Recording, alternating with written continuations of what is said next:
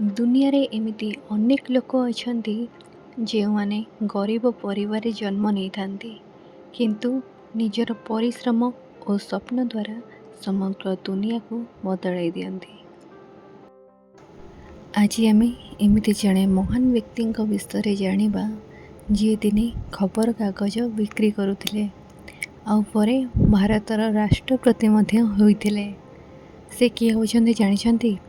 ସେ ହେଉଛନ୍ତି ଏପିଜେ ଅବଦୁଲ କଲାମ।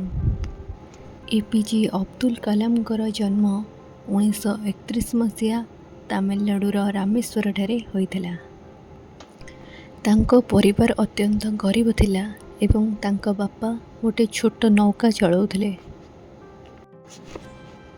ତାଙ୍କର ସେହି ଛୋଟ ପରିବାରଟିକୁ ସାହାଯ୍ୟ କରିବା ପାଇଁ କଲାମ ସାର୍ ଛୋଟବେଳୁ ଖବରକାଗଜ ବିକ୍ରି କରୁଥିଲେ, କିନ୍ତୁ ତାଙ୍କର ଗୋଟିଏ ବଡ଼ ସ୍ୱପ୍ନ ଥିଲା ଜୀବନରେ କିଛି ବଡ଼ କରିବା ପାଇଁ। ଏପିଜେ ଅବଦୁଲ କଲାମ ପଢ଼ାକୁ ବହୁତ ଭଲ ପାଉଥିଲେ, ବିଶେଷ କରି ବିଜ୍ଞାନ ପ୍ରତି ତାଙ୍କର ବହୁତ ଆଗ୍ରହ ଥିଲା। ଗରିବ ପରିବାର ହେତୁ ଘରେ ଅନେକ ସମସ୍ୟା ଥିଲା, କିନ୍ତୁ ସେ କେବେ ହାର ମାନିନଥିଲେ। ଦିନରାତି ପରିଶ୍ରମ କରି ପଢ଼ାକୁ ଚାଲୁ ରଖିଥିଲେ। ପରେ ସେ ଏରୋସ୍ପେସ୍ ଇଞ୍ଜିନିୟରିଂ ପଢ଼ିଲେ, କାରଣ ତାଙ୍କର ସ୍ୱପ୍ନ ଥିଲା ଆକାଶକୁ ଛୁଇଁବା।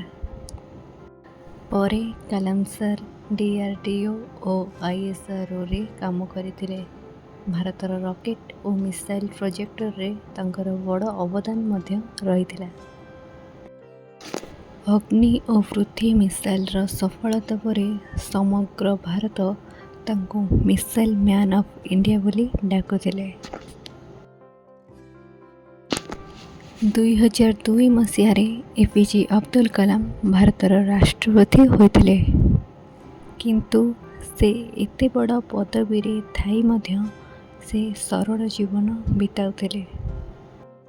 ସେ ଛାତ୍ରଛାତ୍ରୀମାନଙ୍କୁ ବହୁତ ଭଲ ପାଉଥିଲେ ଓ ତାଙ୍କୁ ସବୁବେଳେ କହୁଥିଲେ, ସବୁବେଳେ ବଡ଼ ସ୍ୱପ୍ନ ଦେଖ ଓ ସେଥିପାଇଁ ବହୁତ ପରିଶ୍ରମ ମଧ୍ୟ କର। 2015 ମସିହାରେ ଗୋଟିଏ ସ୍ଥାନରେ ଭାଷଣ ଦେବା ସମୟରେ କଲାମ ସାର୍ ଏହି ଦୁନିଆକୁ ଛାଡ଼ି ଚାଲି ଯାଇଥିଲେ, କିନ୍ତୁ ତାଙ୍କର କଥା ଏବଂ ତାଙ୍କର ପ୍ରେରଣା ଆଜି ମଧ୍ୟ କୋଟି କୋଟି ଲୋକଙ୍କୁ ଆଗକୁ ବଢ଼ିବାକୁ ସାହସ ଦେଉଛି। କଲାମ ସାର୍ ଯିବା ପରେ ପରେ ତାଙ୍କର ଏହି ଲାଇନ୍ଟି ମୋଟିଭେସନ୍ ଟାଇପ୍ର ସମସ୍ତଙ୍କୁ ହେଲ୍ପ କରୁଛି।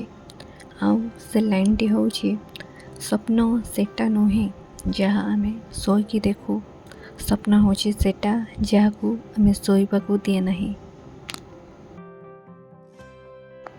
ସୋ ଫ୍ରେଣ୍ଡସ୍, ଏଇଟା ଥିଲା ଏପିଜେ ଅବଦୁଲ କଲାମଙ୍କର ଜୀବନୀ ବିଷୟରେ କିଛି କଥା।